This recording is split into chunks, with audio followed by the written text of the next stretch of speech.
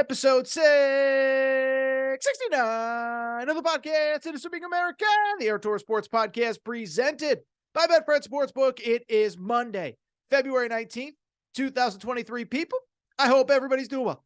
I hope everybody is having a great President's Day morning, afternoon, evening, whenever you're listening to this show.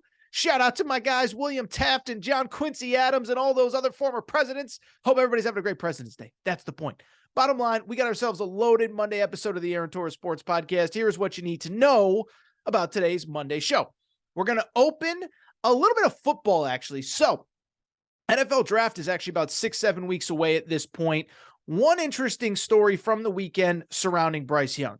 Todd McShay did something interesting. He said something interesting about Bryce Young, but I want to bring it kind of full circle because I do believe that Bryce Young is probably the most interesting story in what should be a very interesting NFL draft for a couple different reasons. So we'll talk about the quote, what it means, and what I think kind of just about this draft in general. Then the rest of the show is college hoops. Kansas, an insane rally against Baylor. Is it time to start talking about Kansas potentially going back-to-back? Also, we'll talk about the rest of the results from the weekend. Kentucky, dominant win against Tennessee. Is Kentucky now a team that you don't want to see in the tournament as they have picked up back-to-back quality wins, beaten Tennessee twice? We'll talk about the Vol aspect of things. North Carolina loses again. They ain't going to the tournament unless something crazy happens. And we'll just kind of rip through the rest of the college basketball day that was and weekend that was, because it was a fun weekend of games. With that said, though, let's get to the topic of the day. And the topic of the day, so listen, we don't talk a ton of NFL draft stuff on this show really until about April or so. Now, we talk a lot of college football because college football is fun. There's obviously an overlap with the NFL draft, college players going pro. So we will ramp up the NFL draft coverage after March Madness in a couple weeks. But right now, it's mostly college basketball. And part of the reason why I don't do a ton of NFL draft stuff this time of year is because, to be blunt, there really isn't anything new or interesting to discuss. Now, just because your favorite writer comes out with a new mock draft every other day, here's the bottom line. This is what you need to know about this moment in time in the NFL draft cycle. For the most part, nothing is happening, okay? All your favorite college football players, they're working out in Vegas or LA or Miami or Arizona. They're getting ready for the combine. When the combine starts, that's when teams have one-on-one interviews with players. From there, we have pro days. From there, we have teams flying into schools and prospects flying into individual cities. But right now, there just isn't that much going on. But of course, just because there's nothing going on doesn't stop, again, the content creators from creating content. And I don't blame anybody. I'm a content creator myself. Every day you need new topics and conversations. And so it was very interesting because Todd McShay, who I think is a really good NFL draft expert, last week he put out not one, but 2 NFL mock drafts. Again, you don't need 2 mock drafts when absolutely nothing has changed, but that's the world that we live in. And as part of the news cycle, he puts out the mock drafts. He's really good at what he does. And then he goes on TV and talks about it. So over the weekend, he was talking about one of his mock drafts, and he had something very interesting to say about Bryce Young. I want to tell you what he said, and I want to break it down because I find this fascinating. And I'll tell you, I think it speaks to kind of where the conversation is going to go with the NFL draft. So Todd McShay asked about kind of QB1, if you will, in the NFL draft, and also talking about the situation in one of his mock drafts where he had the Indianapolis Colts, who are not selecting number 1. Remember, the Chicago Bears are selecting number 1, but he has the Indianapolis Colts trading up to get the first pick. And so here is what he said about Bryce Young. Todd McShay said, listen, he's undersized, and I get it. He's only 5'10.5", maybe 5'11", and 195 pounds. Hopefully he gets to 200 pounds by the combine, but he's just different.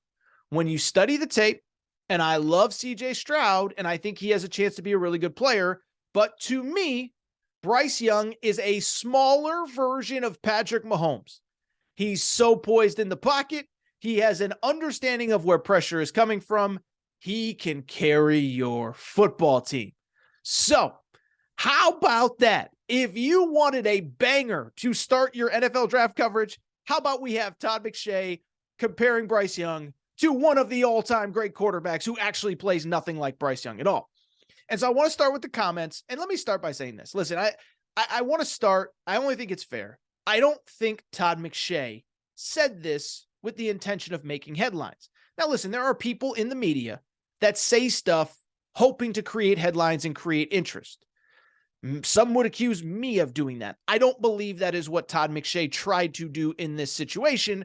So I'm not going to sit here and say, oh, Todd McShay just said it to get clicks or get likes or get this or get that.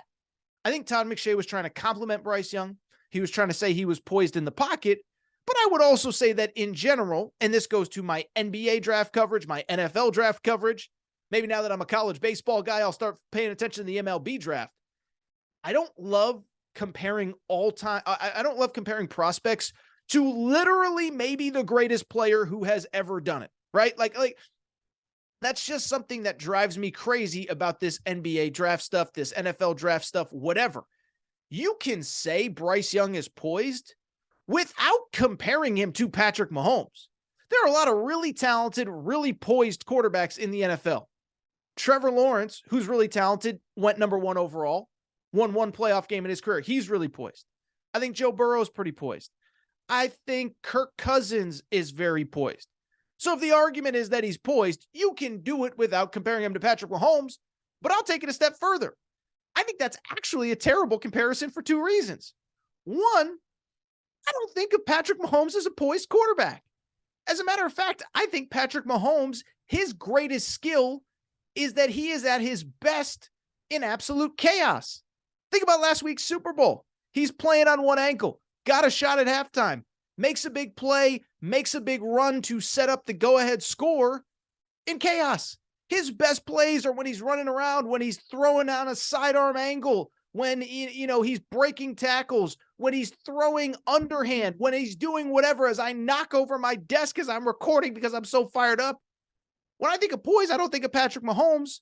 And when I think of the way Patrick Mahomes plays, I don't think of Bryce Young at all. I've said all along, I think Bryce Young, honestly, if I'm being perfectly honest, I think he's much more Russell Wilson, kind of Russell Wilson pre-Denver Broncos than anybody else. Now, once Russell Wilson went to the Broncos, I have no idea what happened, and maybe that starts to get fixed here in the Sean Payton era. But to me, he's Russell Wilson. Smaller, poised. See, I think of Russell Wilson when I think of poised. Confident, good leader, all of the things that you would have described Russell Wilson as in Seattle. Not saying he's been perfect in Denver. Maybe it gets figured out, maybe it doesn't. But that's always been the comparison to me. So don't love comparing him to an all-time great, but I really don't love comparing him to an all-time great that doesn't play anything like him. But why I wanted to talk about this is, one, I just want to talk about the quote. I found it fascinating and not good. But by the way, I talk for a living. I say dumb stuff all the time. So I'm not like criticizing Todd McShay. It's just the reality. But also, what I find very interesting about the Todd McShay quote and really the conversation that it led to is that something really struck me when I was thinking about this quote. What struck me was Bryce Young. I think this year in this NFL draft cycle, there's always like one story that overtakes everything else, right? A few years ago, it was Kyler Murray. Should he play baseball? Then he decided to play football, and we kind of moved on to the next story. Joe Burrow, was he definitively number 1? Tua, where should Tua go after the injury that he had at Alabama? But I think when I think about this NFL draft, what this story says to me, Bryce Young is going to be the story, and it's for a really interesting reason that I'm not totally sure that I've ever seen before. I don't know that right now, somebody that's being truly genuine, not someone that's disingenuous, not somebody that's going for clicks. We all kind of agree that Bryce Young is QB1, right? CJ Stroud, I would argue, never won a meaningful game in his college career. Now, to his credit, CJ Stroud played well in that national semifinal loss to Georgia, but 0-2 against Michigan, 0 Big Ten championships, was great in the playoff, but he never won a game of real magnitude. As a matter of fact, he didn't play well in most of the biggest games. Will Levis, maybe that's another conversation for another day. I love you guys, Kentucky fans. I don't see number 1 overall pick, although I understand he was playing behind a terrible offensive line. The run game wasn't great. The play calling wasn't great, all that good stuff. Anthony, whatever. The point is, Bryce Young is probably QB1, but there's two interesting twists. Usually when you just have QB1, that's the end of the conversation. Well, QB1 is Trevor Lawrence. Jacksonville's taking him. QB1 is Joe Burrow. Cincinnati's taking him. Here's why the Bryce Young conversation is fascinating this year, though. The team that's picking number 1 overall doesn't need a quarterback. As a matter of fact, you could argue the only thing the Bears have going for them is that Justin Fields is I think, a pretty good NFL quarterback. And so it becomes interesting at number 1 because you start to ask the question, what are the Bears going to do?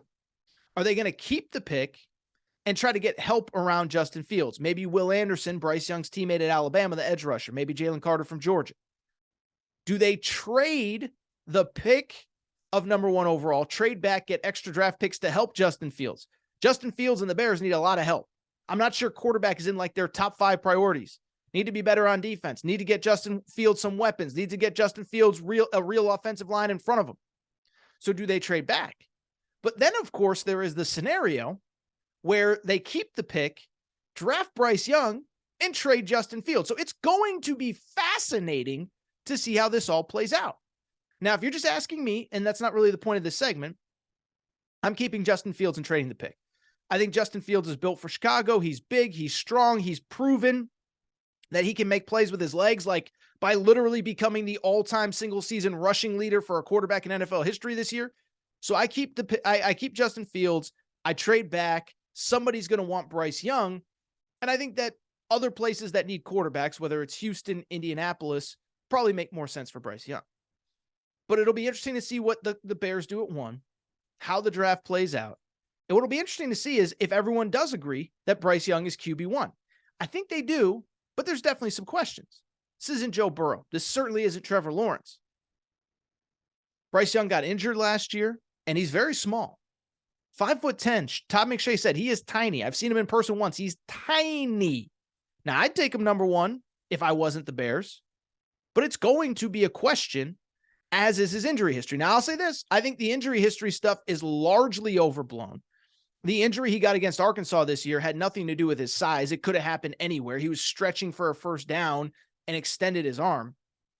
So this isn't, to me, a situation like Tua, where Tua was continually hurt in his college career. There were other guys, not like a Sam Darnold who was just inconsistent. No, Bryce Young was awesome every time he was on the field. And if I wasn't the Bears, I would take him at number 1 overall. But this is the story that we are going to have to monitor, and I guarantee we will talk about as the NFL draft process plays out. Now, it's funny. I just kind of showed all my cards. I would not draft Bryce Young overall, number 1 overall, and trade Justin Fields. But if I was the Colts or if I was the Texans, I would do what I could to move up. Fascinating conversation, interesting conversation, but let's just say this. We can compliment Bryce Young. We can talk about his poise and his talent and his skill and his leadership. Not sure comparing him to Patrick Mahomes is the way to go. I just want to take a quick break, come back. We'll talk the weekend that was in college hoops. Kansas, mega comeback against Baylor. This game was wild. Is it time to start talking about Kansas as a potential back-to-back national champion? We haven't had one since 2007 and 2008, 2006 and 2007, actually. Then we'll talk about the Kentucky-Tennessee game. Houston wins, North Carolina loses, all that good stuff. Take a quick break. Come back, talk some college hoops. We're getting back to the show in a minute, but before we do, I want to welcome back our presenting sponsor, Betfred Sportsbook and the Betfred Sportsbook app. By now, you know Betfred's story. Started in 1967 in the UK. Over 1,600 shops in the UK have come to the United States and made a major splash. They are the presenting sponsor of the Cincinnati Bengals, Colorado Rockies, Denver Broncos. And what I love about working with Betfred, nobody does more for their customers than Betfred does. Okay, I've told you before, but I'm going to keep telling you. Cincinnati Bengals games, that Betfred suite is rocking. They had a New Year's Eve into New Year's Day party for the launch of sports betting in the state of Ohio. Shout out to all of you who were there. Obviously, beyond that, there is the Denver Broncos VIP tailgates. We have sent listeners of this show to those tailgates. Colorado Rockies, first pitch at those games. Betfred does more for their customers than anybody, and here is what they are doing for listeners of the Aaron Torres podcast, okay? So what you got to do. Bet 50 on any game, and new users, how about this? get up to $1,000 in free bets. There are no catches. There are no gimmicks. Here's what you need to know. Bet 50 on any game. You get automatically $111 in free bets. But beyond that, you get $200 insurance on your first 5 weeks as a Betfred customer. So you decided, hey, I'm going to bet this big game, $100, $200, whatever. You end up losing it. They're going to insure you for that game.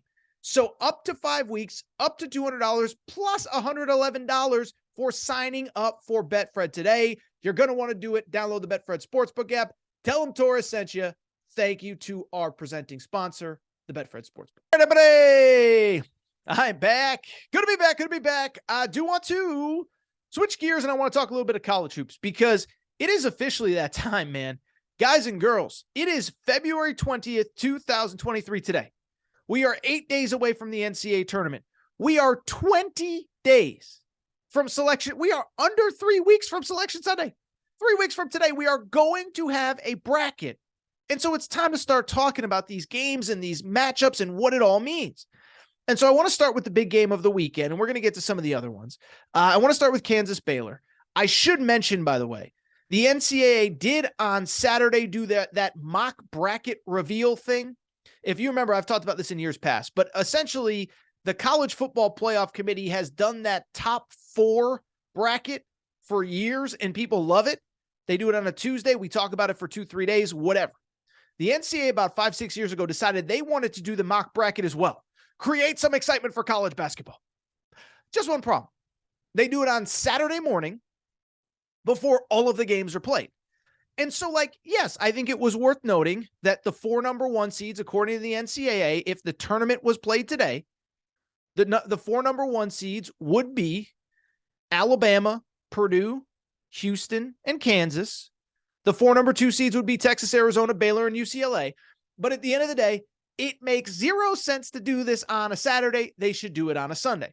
So I'm not going to talk too much about it. Let's get into the games themselves, because there was one game that had major implications. And again, we'll get to some of the other ones. Kentucky, Tennessee. We'll get to North Carolina State, all that good stuff.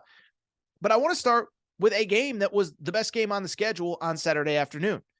Kansas hosting Baylor, top 10 matchup. Again, worth noting, Kansas was a number 1 seed in that preseason, that NCAA tournament mock reveal. Baylor was a number 2 seed. So really good game. Baylor walks in having won 10 of their last 11 games. And I will just tell you this.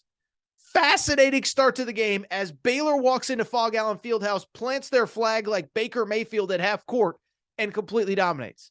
They are up 45-32. They're up 13 points going into halftime. And then in something that I have never really quite seen, Kansas just completely flipped a switch and dominated the second half of that game. So again, Kansas was down 13 at the half. They end up winning that game. Final score 87-71, which means that Kansas outscored Baylor, a top 10 team that had won 10 of 11 games in the toughest conference in college basketball. Kansas outscored Baylor in the second half by, are you ready for this? 29 points, top 10 team, 29 points. Kansas wins by 16. Kansas dominates. And I'll just be blunt. Let's get to the theme of this segment. Is it time to start talking about Kansas as our potential first back-to-back national champion since the 2006-2007 Florida Gators? Because I think there might be. Let's talk about this game itself. Listen, Baylor, as I said, was largely dominant. 45 points in the first half. I think what's worth noting, 39 of them came from their star backcourt. They have 3 phenomenal guards. You talk about great guard play. Baylor this year is the gold standard. Adam Flagler, part of that national championship team 2 years ago. Keontae George, 5-star freshman. He will be a top 10 pick in the draft. Also, LJ Cryer is the third guy. LJ Cryer is kind of an interesting story. He averaged like 41 points a game as a senior in high school. Came in the year of the national championship season, redshirted. He's been hurt. He's just getting hot. But again, Baylor was phenomenal early, but Kansas made all the adjustments late. And when I think about the big picture of this game, outside of the big picture stuff with the national title stuff in a minute, you know what jumps immediately to mind? Bill Self is a dog. Bill Self, as the kids say, is him. Bill Self is that dude, okay? And what I would say, listen, on this show, I have been very critical over the past 4 or 5 years of Bill Self because I thought he got away with some stuff in the FBI stuff. The coverage of it was different of him than, say, a Sean Miller at Arizona, a Will Wade at LSU, even a Rick Pitino at Louisville. But between the white lines, no matter what you think of what happened in the FBI stuff, and if we assume that most everybody was doing something, between the white lines, there is nobody in the same stratosphere as Bill Self in college basketball right now, okay? And so what this game to me was, it was just a coaching clinic where you're facing another coach that has won a national championship. You go into halftime and just you have him on his heels the entire second half. Now, I'm not an X's and O's guy, but I thought it was interesting. Fran Fraschilla, who called the game, sent out some tweets on Sunday morning that basically said they switched the entire defensive scheme. And that kind of in its own right speaks to how great Bill Self is as a coach, that you go in with one game plan. It's clearly not working. You completely switch. And how about this? That first half where those three guards scored 39 points, they were held to 18 in the second half. Low shooting percentage. Most of them came when the game was already done. Again, it was just a masterclass, and it speaks to Bill Self, man. He's the best coach in college basketball. I think he is by far the best talent developer in the sport. I've talked about it before, but nobody takes more 3-star and 4-star guys and turns them into NBA players. Ochai Agbaji last year, Jalen Wilson this year is going to be an All-American, was not a top 50 prospect coming out of high school. DeJuan Harris was a fringe top 100 prospect that is now going to be a multi-year starter on a team that won a national championship last year and potentially a Big 12 title this year.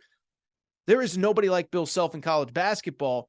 But when you look in the big picture, I got to ask, why can't Kansas win a national championship? Because this is what they do every single year. And I'm going to put down a little note for Aaron Right, Aaron Wrong this week. Because what did I tell you? When they went on that 3-game losing streak in early January, I said, I have seen Kansas do this before.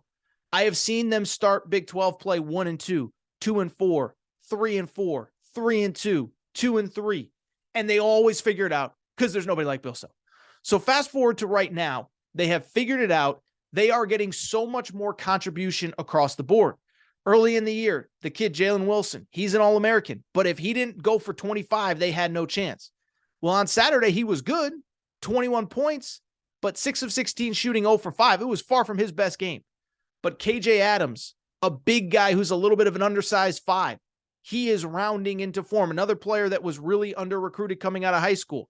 17 points on Saturday, 15 points in the win over Oklahoma State early in the week, 4 straight games of double figures. DeJuan Harris, I just mentioned him, was a starter on last year's national championship team. In their 3-game losing streak, scored a combined 4 points. On Saturday against Baylor, again, going up against multiple guards who will almost certainly play in the NBA. DeJuan Harris, second half, took over. 14 points, 9 assists, 2 steals, 1 turnover. You talk about a second half. How about that? And so when we start talking about teams that are good enough to win the national championship, the conversation, I don't know if it starts with Kansas, but they're in that upper tier. One, they're in line to get a number 1 seed. They still have 4 games left in the regular season. They actually play at TCU tonight. That is going to be a really tough one. At TCU, West Virginia at home, Texas Tech at home, at Texas to close the regular season. You know, Texas is tied with them atop the standings, but they're going to finish either 1 or 2 in the Big 12. But they're probably, unless they go like 1-3, 1-4, you know, if they lose their opener in the Big 12 tournament, they're probably going to end up with a number 1 seed. So they're going to end up with a number 1 seed. By the way, the Midwest region goes through Kansas City, which is basically Kansas's home away from home, even though it's in the bordering state of Missouri.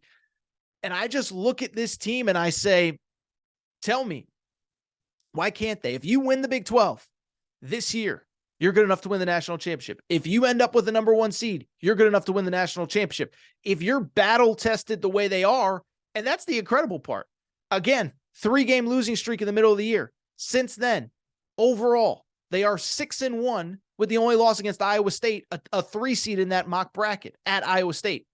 Wins at Kentucky, at Oklahoma State, which is a tournament team, Baylor at home, Kansas State at home. This is what they do, and they're picking up steam. And when you look across college basketball, yeah, I think Alabama would give them fits, but I don't think Alabama would dominate them. I think Purdue would be interesting, but I think they'd beat Purdue.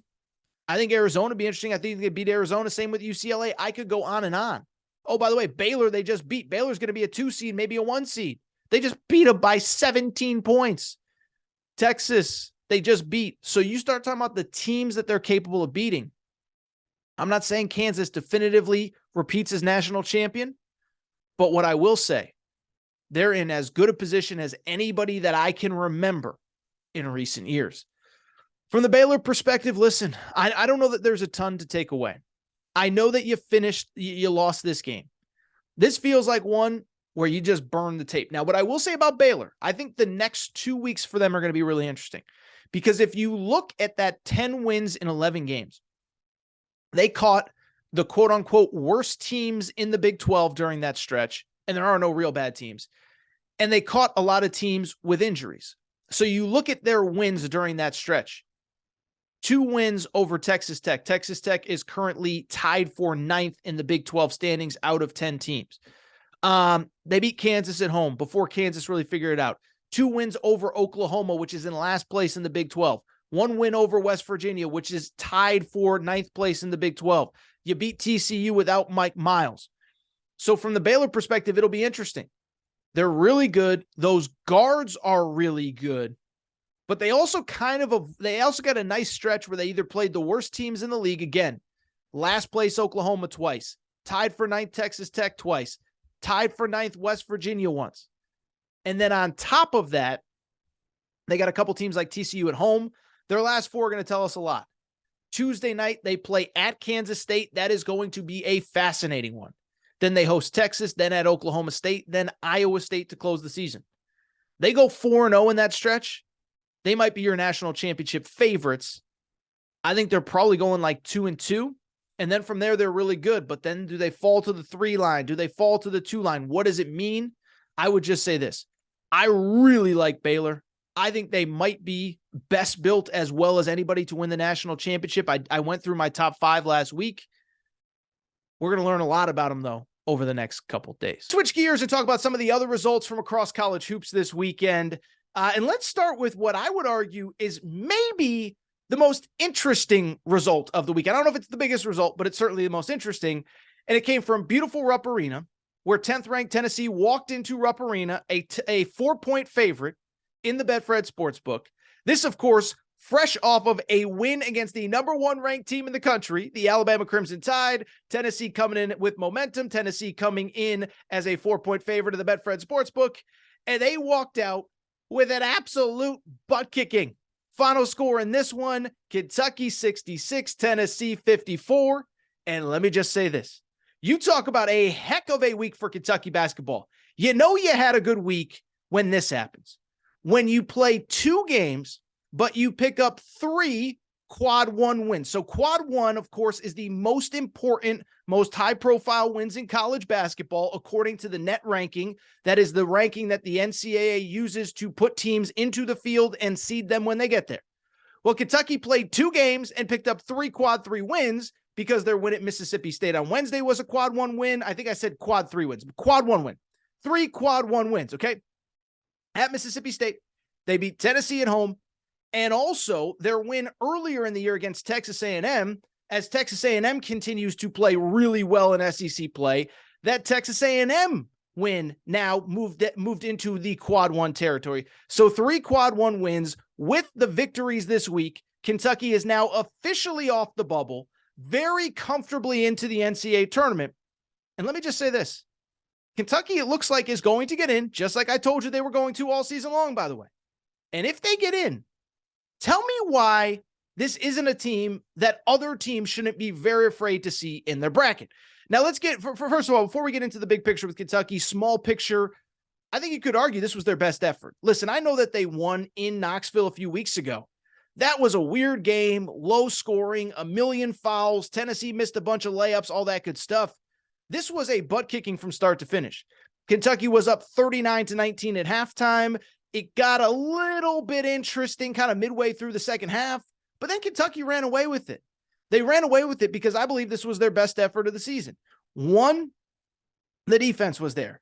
I know Tennessee isn't exactly the Harlem Globetrotters or the Golden State Warriors when it comes to offensive efficiency, but whenever you hold any team to 54 points on 37% shooting from the field, and oh, by the way, 22% shooting from three, you did a pretty good job. That is what Kentucky did. Great on defense, was one of their best defensive efforts of the year. I also thought they did a great job of matching Tennessee's toughness. Listen, we just saw what Tennessee did to Alabama the other day. Now, Alabama fans would say maybe some of it was the refs, but regardless, Tennessee wants to out-tough you. They want to beat you up. They want to get in your head. We saw the quotes from Oscar Tshiebwe after the game. Uros Plavich was apparently saying, "I'm your daddy, I'm your baby daddy," whatever he was saying. They want to get in your head. They want to be physical. They want to beat you up. Well, Kentucky was +8 on the boards. And most importantly, what I would say is this. I think Kentucky has dealt with a lot of injuries, which we'll get into in a minute. But as the last wave of injuries has happened, it has allowed the bench to shorten, and it has allowed other players to step up. So why did they win this game? Great on defense, more tough.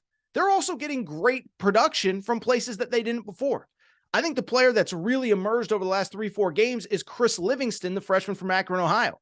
12 points on Saturday against Tennessee, 13 in the win against Mississippi State. And when you start getting production from him, on top of Cason Wallace, on top of Oscar Tshiebwe, that is a really dangerous team. Speaking of dangerous, I'm just going to say it again. Tell me why this team can't get into the tournament, won't get into the tournament, and won't strike fear in people when they get there. Now, let me say this before I keep going, because a lot of people are saying, "Well, Torres, you flip-flop, and you say you like Kentucky, and then you say you hate Kentucky." Well, thankfully, you guys and girls are listeners of this show, and you know what I've said about Kentucky all along. I've had two definitive stances on Kentucky. One, I said in mid-January after the Vanderbilt game, when Kentucky won at Vanderbilt, I said, I'm never calling for John Calipari's job again. Now, I did it earlier in the year when they lost to UCLA, but I said, I'm never calling for John Calipari's job again because there's no guarantee. Every year he has you in the hunt, and you can like him, you can hate him. Should you be doing more? Should it take you until January or February to figure it out? But there's no other coach in college basketball that guarantees you to be in the hunt every year like John Calipari. So one, I said, I'm never calling for his job again. And two, what I also said was I never wavered that I believed this team was going to make the NCAA tournament. Okay. I said it after the South Carolina loss. I said it after the Georgia loss. I said, as long as they can withstand these injuries, they're going to be okay. Well, now they've withstood these injuries. And that's why I think this team can be so dangerous. One, as I said, as the injuries have happened, it has allowed their rotation to kind of tighten up, get good players in confident positions where they're not looking over their shoulders, wondering if Calipari is going to pull them. They're just going out and playing and being more confident. But two, the reason that I'm starting to like this team, listen, we all get caught up in the moment of Kentucky basketball. When you win, what does it mean? When you lose, what does it mean? I also think that we probably don't appreciate everything that this team has gone through throughout the year. Think about everything this team has gone through throughout the year. Oscar Tshiebwe undergoes surgery. People forget this. He had surgery like a month before the season. Didn't practice in the lead up to the season. Basically, his first real action was in the season opener against Michigan State. Cason Wallace, their best player, has dealt with back injuries in and out of the lineup, spasms, in, out, this, that, the other thing. Jacob Toppin missed a few games. Oh, by the way, Severe Wheeler and CJ Frederick 3-4 games ago against Georgia, just out of nowhere, not out of nowhere, but they weren't available. And so you look at this Kentucky team. I'm not saying that John Calipari needs to be absolved and that he couldn't do a better job and that they shouldn't have beaten South Carolina. Some of the lineups could have been better earlier. But that's all. I mean, I literally just mentioned 5 guys that have been starting players for this team. They missed time. It's going to happen. You're going to struggle. You're going to struggle to get in a groove. Think about some of the other teams that have struggled in college basketball this year. First of all, Tennessee was missing 2 starters on Saturday. You could crush Rick Barnes, and he's not the guy, and they're not going to do well in March. They were down 2 of their most important players. Arkansas this year, preseason top 5 team, according to most people, including myself. Well, you lose Nick Smith, then you get him back, then you lose him again. Now you have him back. It's going to be an adjustment period. Also, Trevin Brazil, another first rounder. You lose him, it's going to be an adjustment period. Creighton, no Ryan Kalkbrenner. Shocking. An All-American center doesn't play. They go 0-4 without him. That's not surprising. And it's the same with Kentucky. everything they've been through, I think this now puts them in position to be in a great position going forward. Because one, they got their guys. Two, I'd also say this. If you can dominate Tennessee defensively and you can beat Tennessee twice, you can win at Mississippi State. You're tough. You're mentally tough. You can win in tough environments. I also think you're built to beat just about anybody in college basketball this year, because I think that's the important part. Is right now, if Kentucky just takes care of business, their final 4 games are at Florida this week, then Auburn, then Vanderbilt, then at Arkansas to end the season 2 Saturdays from now. But if you just take care of business and you do what you need to do to get in, I'm not sure that it matters. Are you a 2 seed? Are you a 9 seed here? Are you a 7 seed there? Are you an 11 seed there? Just get into the freaking dance. Because if you do, I'm going to ask you a simple question. How many teams are going to have a guard the caliber of Cason Wallace? How many teams are going to have a low post presence like Oscar Tshiebwe? Now, there are some, but there aren't very many, especially who you're going to be playing early in the tournament. And so I look at this Kentucky team and I sit there and say, let's look across college basketball. Who do you think they can't beat? Because I'll tell you this, if they play Purdue, Purdue's going to be a number 1 seed. They're going to be better at 4 positions on the court than Purdue. Center, Tshiebwe versus Edey. I'd give advantage to Edey. I'm not going to lie. Edey's 7'4", Tshiebwe's 6'8". You know, I'm not great at math, but what is that? 7 inches, 6 inches that Zach Edey's given up to Oscar Tshiebwe? So yeah, I think Oscar Tshiebwe would probably be at a disadvantage, but Kentucky would be better at 4 other spots. Kansas is in line to get a number 1 seed. Kentucky easily could have beaten Kansas earlier this year. UCLA's in position to get a 2 seed. Kentucky wasn't very good, and they still played tough with UCLA. So you go on and on down the list. I think there are teams that give them matchup problems. Alabama's one, maybe Baylor, but there aren't that many. Who knows if you'll play them, and where are you going to play them? In the Sweet 16, in the Elite 8, in the Final 4? So all I'm saying, the only point I'm trying to make, if you're Kentucky, just get to the NCAA tournament, because I actually think you'll be pretty good once you get there.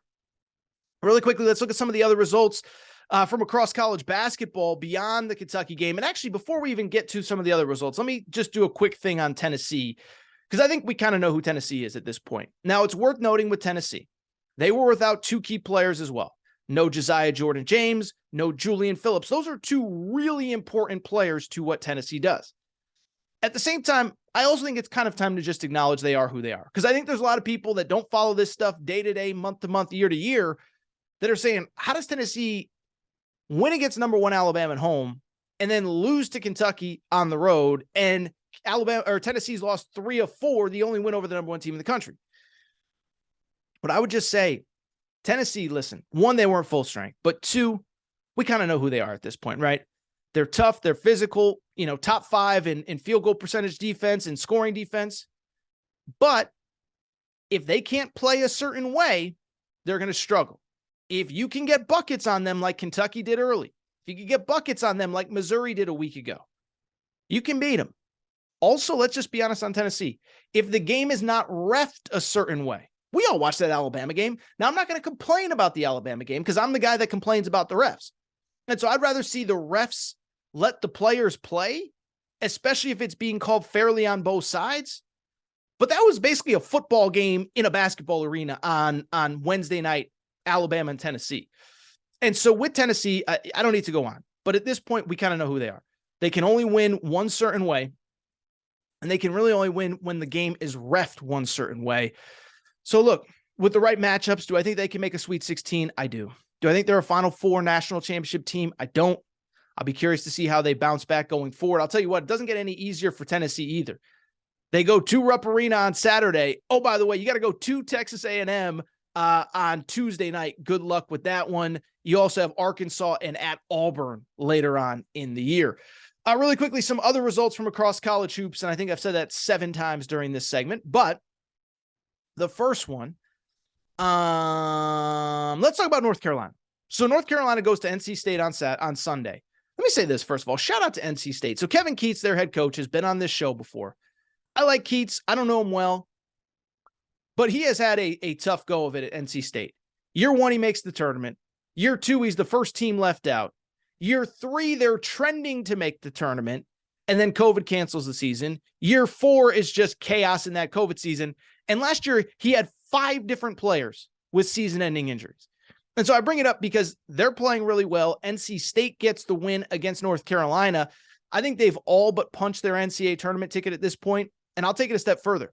If they get into the tournament, they are going to wreak havoc for somebody. For people who haven't seen NC State, they have 3 really good guards, Terquavian Smith, Jarkel Joyner, and Casey Morsell. Really good guards. I'm just telling you, I would be very concerned if I saw them in my bracket. Terquavian Smith's going to be a first-round pick this year. Could have been one last year, decided to come back. But NC State gets the win. But the story is Carolina. And with the loss, Carolina has now fallen to 16-11, 8-8 in the mediocre ACC. And so I bring it up for one simple reason. North Carolina has nothing even remotely resembling an NCAA tournament resume. 16-11, 8-8 in a bad ACC. For context, Syracuse, who's awful, has a better ACC record than North Carolina, same overall record as North Carolina. And so you look at North Carolina, here are their best wins. NC State at home, not the game that they played Sunday, but the first time they played. NC State's best player, Terquavian Smith, gets hurt. He actually got pulled out in a stretcher. Thankfully, he was okay. He landed funny. But that was your best win. Then Ohio State, which isn't making the NCAA tournament. Michigan, which isn't making the NCAA tournament. Those are not good wins. You're 0-9 in quad 1 games. And so I bring it up. North Carolina's not making the tournament. And if they get in, let's be honest, it's going to be on brand recognition, name recognition alone, because this team is not very good. Maybe they can figure it out. They obviously have 4 games left. I would think they would probably need to go 4-0 to feel really good. They still have Virginia. They still have Duke at home. And then they have North Carolina and Florida State, Notre Dame and Florida State on the road, Those 2 road games are absolute musts. And I would argue you need to win at least one of those 2 home games and then win a few games in the ACC tournament. This has not been good for North Carolina, and I don't think it's getting any better. Really quickly, a couple other results. Let's stay on Sunday for a second. Houston, I think with Alabama's loss this week, Houston will be number 1 in the country next week. By the time you guys listen to this on Monday, the new AP poll will come out. Houston will probably be number 1. Well, let me say this. They beat Memphis by 8, Houston on Sunday. Memphis is the second best team in their league. I actually came away more impressed with Memphis. So Memphis was down their best player, Kendrick Davis, star guard, basically the heart and soul of everything they do. Imagine taking Anthony Black off Arkansas or Cason Wallace off Kentucky or whoever. That is what not having Kendrick Davis is. Came into the game averaging 21 points, 6 assists per game, 32% three-point shooting. He was not available. Memphis still almost won at Houston. So I actually feel pretty good about Memphis. They're a great defensive team. They're an older team. We've talked about them. DeAndre Williams, 27 years old, the oldest player in college basketball. But they are a team that you get them in the tournament, they're going to cause chaos. They're older, they're experienced, they play good defense. I really like this Memphis team from the Houston perspective. I think you probably wanted to see a little bit more, but you get the win, you move on. Houston will be number 1. I'll be honest, every time I watch Houston, I'm not blown away. It's also worth noting, Memphis is very much on the bubble. Houston really hasn't played an NCAA tournament lock type team since Virginia before Christmas. So does that lack of a tough schedule come back to hurt them? I'm not willing to say that it will, but that's definitely something to monitor going forward. These 2 teams will play on the final day of the regular season, March 5th. Hopefully Kendrick Davis is back. Be curious to see what Memphis does there. From Saturday, a couple of results. Indiana. How about my boy Trace Jackson Davis? Let me say this. Indiana beats Illinois. Narrow, tight win. I talked about Indiana on the last show. I think they're the team. They're not better than Purdue per se, but I think they're better built to have tournament success. But the story here was Trace Jackson Davis, the veteran forward. How about this? Finishes with 26 points, 12 rebounds, 3 steals, and 5 assists. In the process, moves to number 5 all-time in Indiana scoring list. You know who he passed? Our boy Mike Effin Woodson. That's right, his coach. He surpassed his coach on the all-time scoring list. Congrats to Trace Jackson Davis. Listen, maybe we do a bigger story about Trace Jackson Davis at some point, but this kid has been unbelievable. This kid has been unbelievable. I give him so much credit, and I will be fascinated to see if Indiana can keep this rolling. They're 19-8 overall. I do not believe that they can really put themselves in position to win the Big Ten. It would be tough. Purdue has a 2-game lead on them with 4 games left on the schedule. Now, it is worth noting, they get Purdue next Saturday night. It is on the road, though. That would be tough. But this Indiana team is built to win in the NCAA tournament. I think that's it. What else happened on Saturday? I think that's it. Alabama won by 1,000,000 points. Listen, Alabama, the way that team bounces back from losses is unbelievable. So credit Alabama. Providence beat Villanova. Providence plays UConn this week, and actually a very important game for both teams. We'll talk about all those, but I think that's it. All right, I think that's it for this episode of the Aaron Torres Sports Podcast. Before we get out of here, I want to remind everybody, make sure that you're subscribed to the Aaron Torres Sports Podcast, Apple, Spotify, Amazon Music, Google Music, wherever you listen to podcasts, make sure you're subscribed. Also, make sure to rate and review the show. Go ahead, give us a quick 5 stars. Let us know what you like, what you don't like, all that good stuff. Make sure you're following on social media at Aaron_Torres on Twitter, at Aaron Torres Pod on Instagram, Aaron Torres Podcast Questions at gmail.com, Aaron Torres Podcast Questions at gmail.com. That's all for today's show. Shout out to Torrin Crane. Shout out to Rachel, who hates my voice. Shout out to JJ Redick, you F-head. Unblock me, bro. Oh, by the way, shout out George Washington. Shout out Abraham Lincoln. Hope everybody has a great President's Day. I will be back on Wednesday. New episode. Aaron Torres Sports Podcast.